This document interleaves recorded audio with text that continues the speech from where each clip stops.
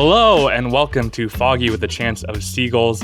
I'm Evan, joined by my co-host Clark, and this week we have a special guest, and that man is Kerry Crowley. If you don't know who Kerry is, he spent 5 years covering the Giants as a beat reporter for the Bay Area News Group and has worked as a fill-in and pregame host on KNBR since 2017. He's currently working with The Athletic and hosts The Kerry Crowley Show, which is available on YouTube and all podcast platforms. Kerry, thanks for joining us. Yeah, thank you so much for having me. Perfect timing. Season's about to start. Really appreciate the invitation. Yeah, of course. We've got a little rivalry thing going on. You went to SI, we went to SH.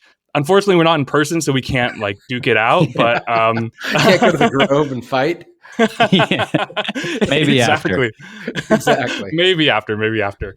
But just to get to know you a little bit more, you worked as a beat reporter on the beat with the team for 5 years. You're on KNBR all the time, working with Marty Lurie, all these people. You're kind of living many Bay Area kids' dream and lived Bay Area kids' dreams. So what's your reflection on the time that you spent covering the Giants in all these different ways? Yeah, I mean, I think that if you'd told me when I was, 7 years old going out to Oracle Park for the first time that this would be the life that I'd lead, I wouldn't trade it for the world. And now that I've done it, I think it's just the craziest journey and the coolest thing to ever happen. And I do realize how lucky I am because, anytime I'm home or around people I grew up with, the first question is always something to do with the San Francisco Giants. It's a franchise that just has intense passion around the Bay Area. And I think it's something that you guys probably understand. It's passed down generation to generation.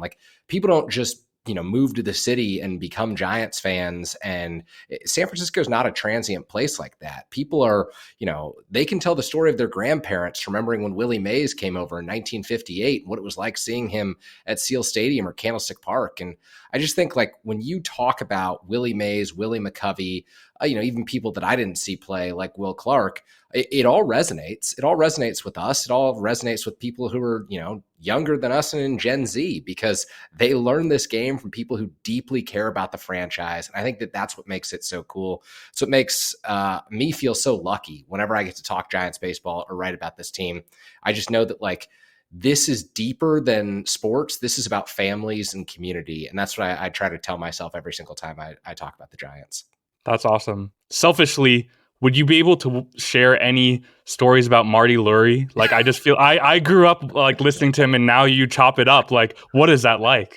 Yeah, it's hilarious. I love Marty because one of my favorite things is we'll call each other when we work together a little more frequently. We probably called each other every other day. We're probably calling each other once a week, twice a week now, and wow. I'll say, okay, Marty, what's your thoughts on this? 20 minutes later, he'll finish his answer to that and say, well, that's my show for today. Thanks for listening. We're just on the phone together and he's always in show mode. He's always talking, as if he was recording a segment or as if he was live on air. I mean, he's bringing up Original Joe's and Georgie Brothers on his own. I mean, he talks about his longest sponsors when we're just on the phone together and no one's listening in. So what you hear on the air, while it may seem authentic from various local and national hosts around the country or inauthentic in some regards, everything that Marty does is genuine. Everything he says, he truly believes. And I think that that's a great quality in someone who hosts on the radio. I love that. Walking ad read. Really Marty Lurie. That's amazing. And how do you deal with KNBR callers? I feel like that's the opposite end of the spectrum that I'm always fascinated by. Yeah, I think it's at first when we brought Sports Phone back in January, it was a lot of 49ers. And I have followed the 49ers more closely than I follow the Giants in my life. There was a point where I could probably have read off their 90-man roster. I'm not quite that much of a sicko at this point. But you deal with the callers like you would deal with anyone who comes up to you on the street and wants to talk Giants baseball because If people ever recognized you from the beat, or people ever heard my voice and said, "Oh, are you on KMBR?" The first thing they want to do is fire off their craziest take. And so when you hear that in person and see that in person, it's actually a little more tempered on the radio because people realize they're on air. And so what I'm hearing there, while it may seem crazy to a lot of people who are listening, it's nothing compared to what I get, if I go to a bar and talk Giants with someone, because they'll come up and they'll be like, "Why haven't the Giants traded Logan Webb? Why haven't the Giants done that?" And I'm like, I don't know where these ideas are coming from, but like, sir, I'm just trying to order a drink. Exactly. Pretty much. So yeah, people can't wait to fire off their craziest take when they hear what I do.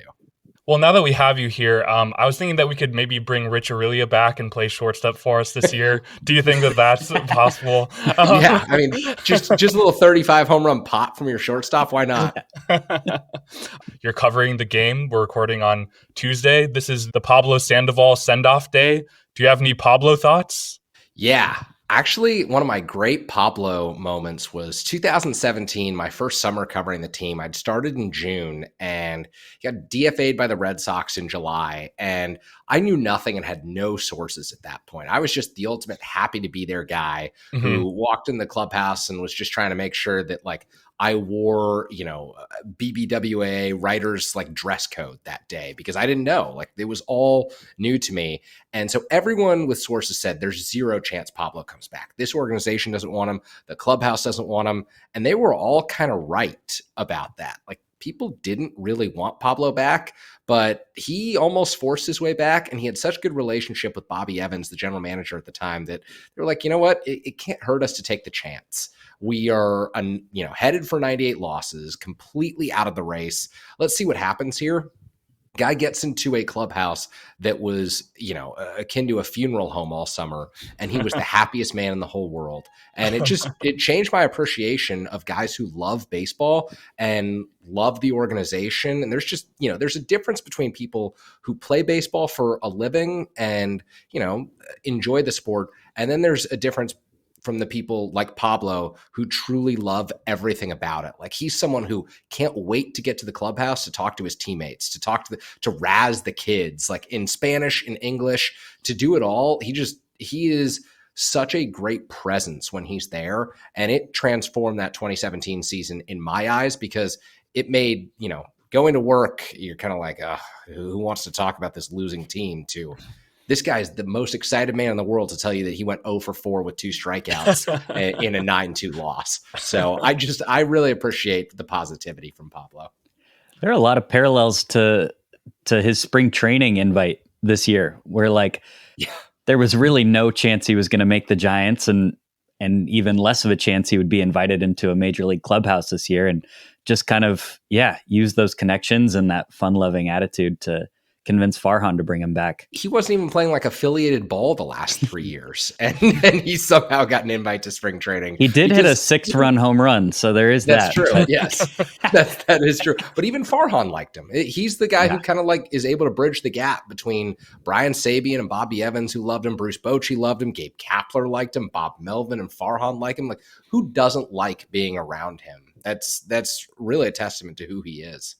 Maybe we can transition now to some roster things. The roster's kind of shaping up right now, and we're seeing it kind of slide into place, but there's a few open questions that are still kind of yet to be resolved or maybe being resolved right now. One of the big ones, obviously, is the shortstop position, the decision to make between Nick Ahmed and Luciano, and it kind of seemed like a fait accompli that it was going to be Ahmed for a while, and then Luciano's been heating up as of late, and I know on Giants Twitter they're clamoring, but I think he's starting tonight. So what is it looking like to you?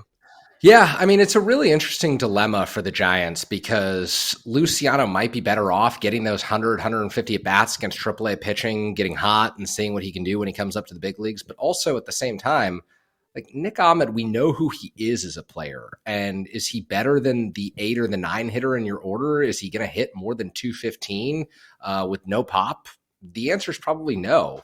And so if you're the Giants, Marco Luciano could probably hit 200 the first month of the season, and it might be no pop the first month of the season, but there might also be pop. You might find something out about this guy that you wouldn't otherwise if he was at AAA. I don't think they'd be making a mistake in putting Luciano on the opening day roster as the opening day shortstop. I think that, it may not look pretty at the beginning. It may look like Brandon Crawford in 2011 when he hit 200 and had a sub 600 OPS. But hey, Brandon Crawford turned into Brandon Crawford, and Giants fans will take that if Marco Luciano can do that. So I say just play the kid and see what happens. I'm a huge Luciano guy, but I felt like throughout spring it made more and more sense to just kind of go with the veteran stability. But I don't know, man. Marco's been hot, and we don't have that many 40-man spots open either. And that's a big consideration with adding Nick Ahmed. So, yeah, I don't know. I'm curious to see. I would imagine they're going to start with Ahmed just because he's starting tonight. Before you hopped on, Kerry, we were debating what we're going to do with those last few spots on our 40-man because, I mean, the pitching staff needs to be filled in before Snell, Cobb, potentially even Wynn can get added to the roster. So, yeah, any insight into kind of those open spots? I know Dalton Jeffries, Spencer Howard, who's starting in a few minutes for the Giants, are going to get a look. But yeah, kind of the back end of the rotation. What are you thinking? Yeah, I do wonder if they'll keep Keaton Wynn like ready but off the roster and go with 26 guys at the beginning and a pitcher short. And it wouldn't shock me if they found a way to just keep Joey Bart around for an extra day or two, just because they want to, give themselves as much flexibility as possible. He's out of options. You never know. Roberto Perez had a season-ending injury in the first week of the season last year, and you don't wish injuries on anyone, but if something happens, you could put a guy on the IL, bring Keaton Wynn off the IL, and have him become your fifth starter 4 days into the season. And all of a sudden, like, you're set right there. And so I think there's just creative ways to think about it. And I was mildly surprised to see Mason Black reassigned. Mildly surprised to see Juan Sanchez, who's had such a great spring, reassigned. But they always try to give themselves as much flexibility as possible. Sanchez and Black aren't on the 40-man. They're going to have to add Dalton Jeffries. It seems like with that type of move, they'll want to keep a spot for Nick Ahmed. So I don't know. I think that, we could go a few days into the season before anyone is really surprisingly let go because of the way that Farhan operates. Yeah, and I mean, I've definitely seen some consternation about various spots who's making the roster, the Matos backing crowd, etc. And I think it's important to reaffirm that opening day roster only matters so much. Blake Sable was our opening day starter last year. Like, I think that these things will work themselves out. Showed up. Matt Beatty, dude. So worth it. Forever worth Giant, Matt Beatty. Yeah. And remember, everyone was upset that Bryce Johnson didn't get the spot. And look at what happened with that. So. We're not talking about him this spring, but I think Snell will be in the fold soon, so things will have to get shaken up immediately anyway. So let's not worry about it too much. I think it'll be okay. These things will figure themselves out one way or another.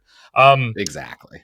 Great. Well, I think we can now transition into just season preview mode. Like, the season starts tomorrow, so to speak. And going into the season, the goal was to make a much more exciting product on the field. And I think by anybody's estimation, I think that that's been achieved, whether you're talking about the players on the field or the spotlights that are, I don't know what they're going to do with them, but it's an exciting product. So Clark wrote up some questions that we could go through, and I'd love to just kind of roundtable go and each give an answer for each of these questions. Nice, yeah.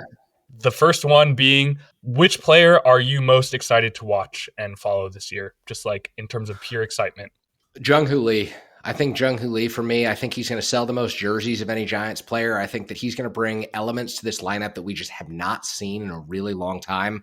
When was the last time you felt good about center field for like a 4 or 5 year period? I think that Jung-Hoo Lee is going to do that for the San Francisco Giants. He's going to be the leadoff guy. I wouldn't put it out of the question that he could hit 300, and he may struggle to adjust. The pitching may be just significantly better in the United States than what he faced in the KBO. But from everything I've learned about this guy, he's going to adjust, and he's entering his prime. He's 25 years old. So Jung-Hoo Lee for me. Great pick. Clark? Yeah, just to piggyback on that, there was a really good article by Susan Slesser in the Chronicle today, and Pat Burrell was like, I'm not telling him anything. He knows what he's doing. And that to me was like Huh. Yeah. That's Didn't a he good say sign for like the year. he asked him to say how to say like fucking good in Korean because he just like Yeah. kept saying it so many times? Like, I love that. That's So great. fantastic. So Kerry picked Lee, so I'll go in a different direction, but I'm going to pick Patrick Bailey. I think we saw kind of the tip of the iceberg with Bailey, but everything you're hearing from the starters and just the organization as a whole is just complete confidence in him.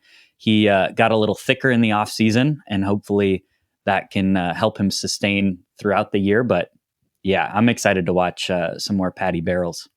Good pick. Yeah, great pick. For me, I didn't think I'd be saying this at this point in the offseason with all the free agents that we've signed, but I'm really excited to watch Jordan Hicks be a starter this year. I think it's a really compelling story. You know, he's been wanting to do this for a long time.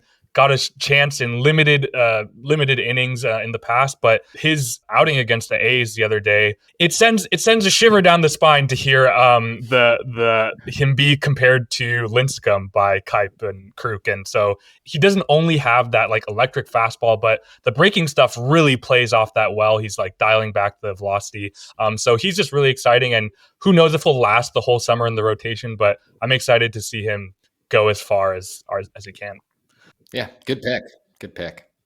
What do you think the best position group in the roster is? Kind of separating it out to outfield, DH, the rotation, infield and catcher, and the bullpen.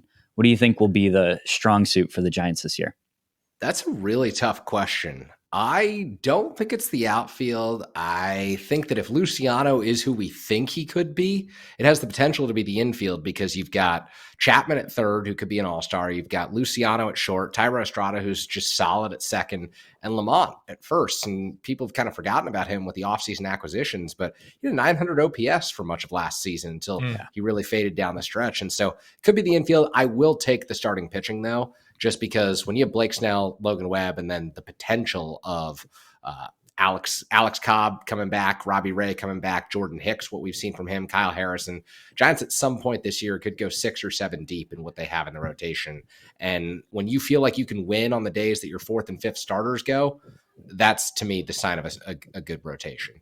Great pick. Probably the answer is the rotation, but I am weirdly going to go with the outfield, and here's why. I think that, like you said, Lee is going to be electric, and I think that the league is not ready for what he's going to do. You know, people around the league said it was an overpay the whole time, but I think that he's going to be worth every dollar in entertainment value, you know, to begin with. But on the field, I think that he's going to be much closer to Ichiro than we think. That's a high bar to clear, but I think that's really how his game is geared, and it feels like he can really step into that role. And then I think Matos at some point this year is going to be out there on a regular basis.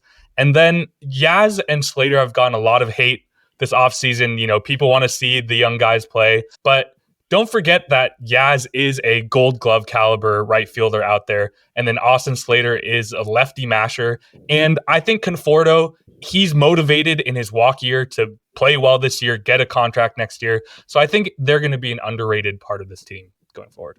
Good call. I like that. I'm going to shout out the bullpen real quick. Duvall, the Rogers twins. I think if I had to pick, I'd go with the rotation too, but the bullpen's going to be nasty as well. Love that.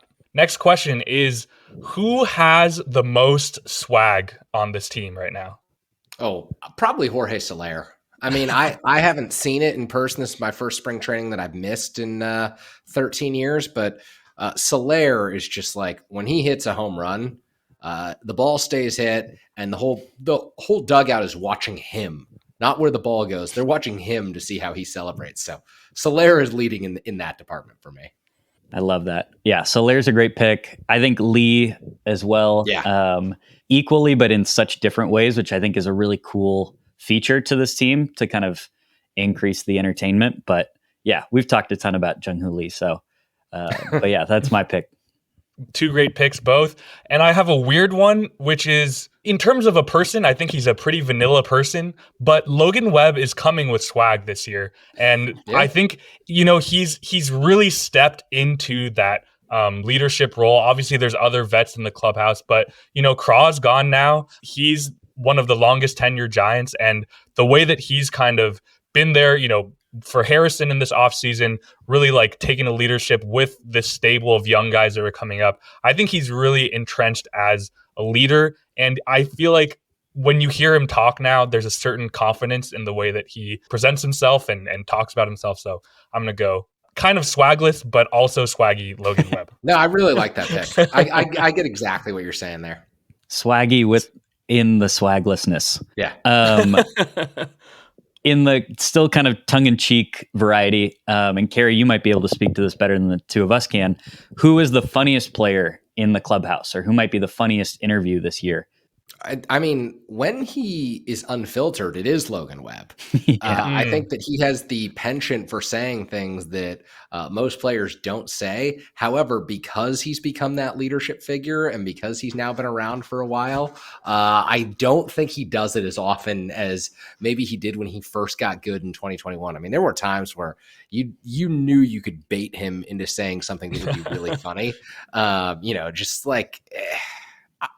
talk about this play that Crawford made, and he'd be like, holy shit, that was amazing. And you're like, you just don't hear players become fans of the game like that. So I hope that it's still Logan Webb, but the time may have come for someone else to take that mantle. Clark? I think Blake Snell, his co-ace. I watched that interview he had either Saturday or Sunday when he was interviewed by Flem on the TV broadcast, and dude is hilarious and kind of like not trying to, but also probably trying to a little bit. But yeah, I think Blake Snell could be a good quote this year. Yeah, that's a great one. I feel like a guy like him from high school. Do you know what I mean? Like just this guy that like loves rap and is just kind of weird and is kind of a nerd, but is funny and everybody kind of likes him. I feel like he really fills that role. I was going to say, we've hit Jung-Hoo a lot of times on this, but he low-key is a funny guy. Like his press conference was one of the most enjoyable press conferences in a while. We're still quoting that in that article in the Chronicle. Apparently his favorite phrase is easy peasy. I just think he's a funny guy. And I think as he gets acclimated with the language and the clubhouse and we kind of see all the different sides of him, when Luciano hit that homer and the clip of him just like watching it and going, wow, that's one of the most beautiful homers I ever seen. And it's like, that's a funny dude. So I'm excited to watch him all year for sure. All good picks. Who surprised you in spring training this year? And they don't necessarily have to be on the roster, but who's a guy that like you hadn't thought much about before, but really like stood out to you this year? Yeah, I mean, I'd given up on Ismael Mungia, who's, on the prospect radar for people who really follow the team closely. I'd kind of thought, injuries, he's too small, he'll never do anything. And then he goes out and hits 500 and plays just an absolutely electric style of baseball. So you want to talk swag, you want to talk fun. Like, I'm rooting for that guy to make it to the major leagues this year. And it may never be more than in a 26th man role where, he's a super platoon guy and he's a pinch runner and you maybe bring him in for defense a little bit late. But he surprised the heck out of me during spring training because I thought his baseball career might be over or trending in the wrong direction. It's a great pick. Shout out. Evan, you want to go next? Sure. I think for me, Casey Schmidt, like this year, I think, last year we had that little week where we were like, this is he's going to be here for a long, long time. And I still think he has that potential. But, the Giants had a video on their channel of like him walking through. And I think that he has the potential to be a real fan favorite long-term. He's had a real close relationship with Brandon Crawford. So I like him a lot. And then I'd throw in, as an interesting story, Spencer Bivens is a real interesting guy, just the journey that he's been on. And I hope that he makes it on some major league roster because what a story that is. Yeah, great call. Good one. Yeah, I'm going to go with Joey Bart just because his time with the Giants has pretty much been over for the last year. I mean, once Bailey solidified his spot on the team, you could very easily see Bart kind of mail it in or whatever. But from all accounts, he's just been really great with the pitchers, just a consummate professional throughout spring training. And to your point, Kerry, that might mean that he's with the organization a little bit longer than we thought. But I've been just impressed with him. He's had some good at-bats too, which that bat hasn't always been there. So yeah, I've been excited for Bart. Kind of wish there was a spot for him, but also Tom Murphy and Bailey are definitely ahead of him. So I think that'd be my pick. Great pick. Who is the most underrated, maybe underappreciated guy on this roster right now? Ryan Walker? That might be my pick. Oh, great pick. Because he's not an 8th or 9th inning guy, but he has the stuff to potentially be that one day. And if the Giants are using him in the 6th inning, that's a great sign for the rest of this bullpen, because I think Ryan Walker, that crossfire delivery, you don't see that very often. So I'm aboard the Ryan Walker hype train. Love that. Maybe it's not so much a secret anymore, but I think Tom Murphy can really swing the bat, and he kind of looks like that handsome Squidward meme. He's just like jacked up with those crazy blue eyes, and I think that he's going to be an underrated part of this club this year. Good call. I'm going to go with Austin Slater, proud San Franciscan who was champion in the city all year, all off season long, which I appreciated. Yeah, I don't think people appreciate how hard it is to play the role that he does. So shout out Austin Slater, who hopefully has an elbow that works, because we need him out in the outfield this year. Yeah. And then one last question before we let Kerry go to cover the game. But which minor leaguer are you most excited to track this year that probably doesn't have a spot on the club to start with? Bryce Eldridge is the obvious answer, just because of the raw power. I think Rainer Arias, who's coming over from the Dominican, 17 years old, a ton of potential in his bat. I think Rainer Arias is someone, if it's a player who's going to make the major leagues this year, Carson Wisenhunt, but also Joe Whitman, the second or third round pick. He's got a great breaking ball. So all of those guys are on my radar right now. Yeah, that was a hell of a draft we had last year. It seems like from now. It really was. Yeah. And you stole my Rainer Arias pick. I'm excited for him too. But from that same draft, I'm excited for Maui Ahuna, who is a really nice shortstop prospect. And it looks like he might be starting in Eugene, High A, which will be exciting to track. Kind of that Brandon Crawford mold of defense first shortstop who might take a little bit to get the bat going. But yeah, I'm excited to watch him. That's a great one. I think this maybe was an obvious one at the beginning of the offseason, but I feel like things have been kind of quiet on the Reggie Crawford front as of lately. Yeah. But he's somebody who I could see, making the roster by the end of the year. And he's just, what he can do on the mound is pretty incredible. And I'm glad that we cleared the decks of any hitting responsibilities, and he can just focus on throwing upper 90s, and would love to see him in the pen by the end of the year. Yeah, good call. Before we let you go, what win total would you put this team at this year if you had to guess? I'm going to go 86. 86 is my win total. I could see the ceiling being 91, 92. I could see the floor, if a couple pitchers get hurt, being like 79, 80. But I think more 86 is where I'm leaning right now. 86. Well, don't put in your bets with Shohei's interpreter's person, but you heard it here first from Kerry Crowley. Yeah. Kerry, thank you so much for joining us. Thank you guys for having me. And let me say one last thing. If you are betting based on anything I'm saying, you're going to do about as well as Ipe did. So thank you guys. All right. Thanks, Kerry. All right, have a good one. Yeah.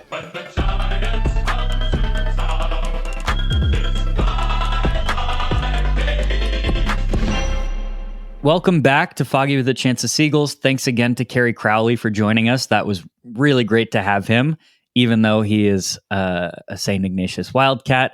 But yeah, so we're going to end the podcast today with our Willie Mac Award draft. For those of you Giants fans who have heard about the Willie Mac Award, aren't completely sure about what it exactly means, I'm going to go into it briefly real quick. The Willie Mac Award is named after Willie McCovey, former great Giants first baseman and Hall of Famer, he of the 500 home run club. Willie Mac himself retired in 1980 mid-season, and so the club wanted a way to honor him. So they named an award after him to honor, at the time, the best player in the organization, but it's kind of evolved over time. The Giants characterized the Willie Mac Award as being an award bestowed upon the San Francisco Giants player who best exemplifies the spirit and leadership consistently shown by the San Francisco legend himself throughout his career. So lately, the award has been bestowed upon players who are kind of that like constant grinder, clubhouse leader, kind of inspirational and fan favorite. So Evan and I are going to go back and forth. We don't know who we're going to pick yet. We have a couple listeners who have already sent in picks. If you're listening to this and you want to send in a pick yourself, you can comment on under our YouTube channel. Go ahead, Evan. We'll post on Twitter too, on Instagram, on any of our posts for our episode this week. Feel free to just comment and you'll be locked in as long as it's not one of the people that's already been picked. Exactly. Well said. Because there aren't that many Giants available, so get your picks in quick. The 2020 winners of the Willie Mac Award, to give a little bit of guidance, are Yastrzemski in 2020, Lamont Wade Jr. in 2021, Wilmer Flores in 2022, and Tyro Estrada last year, whose jersey I am currently wearing because I won this bet last year. So if you win this bet this year, I had to give a plug, had to give a personal shout out. So yeah, Evan, anything else that I need to add before we go into this? As Clark said last week, if you win this, we will be sending you a jersey of the player that you chose. If we win this, well, too bad for you, and we'll be sending it to each other. Good luck next year. And we'll be checking in throughout the year, seeing how our picks are looking. So hope to see you involved. I have the coin here as a past soccer referee. I am qualified to make this flip, but we're going to flip and see between Clark and I who's going to choose first. I do want to note that 2 picks have already been put in. Dennis Weininger, no relation, just kidding, much relation to Clark, has taken Matt Chapman with the number 1 pick. Honestly, big shout out to Dennis. Shout out always.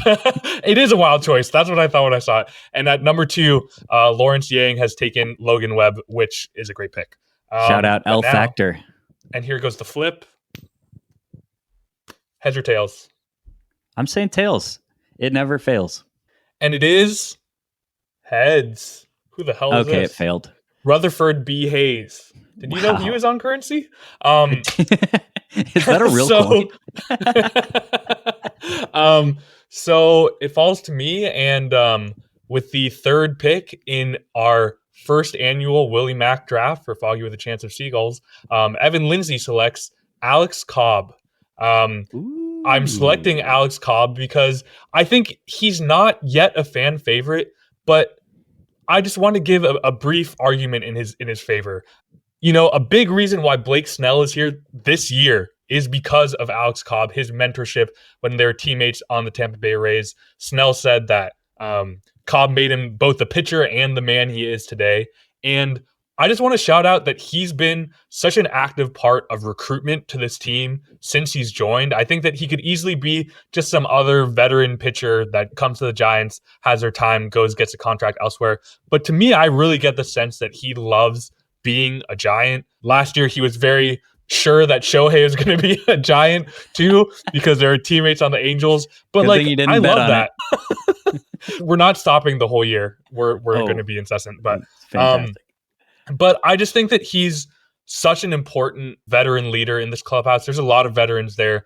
But when I think about, being an inspiration to the team and showing leadership and spirit, he's worked his ass off to be back in the rotation as soon as possible. Like we've discussed before, he totally could have phoned it in, but he really wants to be out there on the field. I think he's excited to be part of this team. So that's why I'm choosing Alex Cobb. That's a great pick. Cobb is such a champion of Logan Webb's too. And really pumps him up. And I think, just a great Giant. And I think that's a fantastic pick. So now it comes to me. And I'm excited because I wanted to take this guy and I was really afraid you were going to pick him, is Patrick Bailey. I already mentioned him as the guy I'm most excited to watch this year. I think that ties perfectly into the Willie Mac Award. I'm stoked to be able to root for him completely throughout the year. But no, I think Bailey really just has a presence about him. Anytime you watch or listen to the pitchers talk, they just have a reverence for him that you don't see from pitchers, especially veteran pitchers. The Giants posted a kind of starting pitching preview on their YouTube channel that was fantastic if you haven't watched it. So good.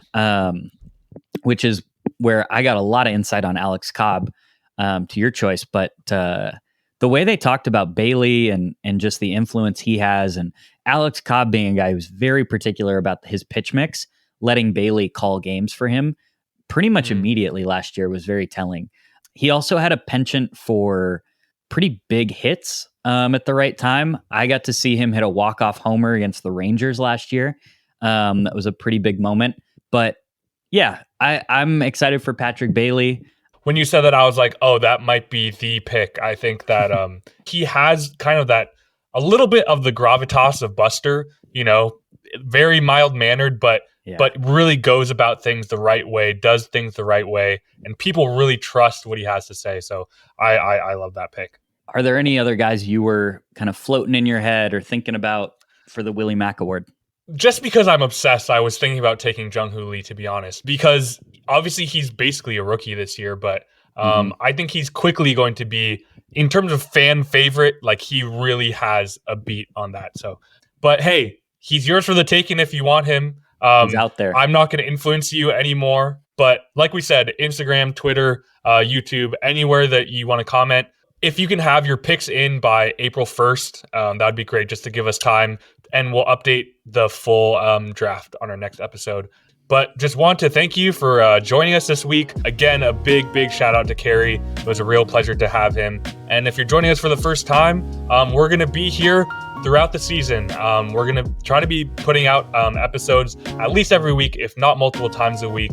And we're really excited for the season that's coming up. Follow us on Twitter at Foggy Seagull on Instagram, and on YouTube too. Subscribe if you want to watch our ugly mugs do this thing. But we're really grateful, really excited for this new season of Giants baseball. And we will see you next week for a new episode of Foggy with a Chance of Seagulls.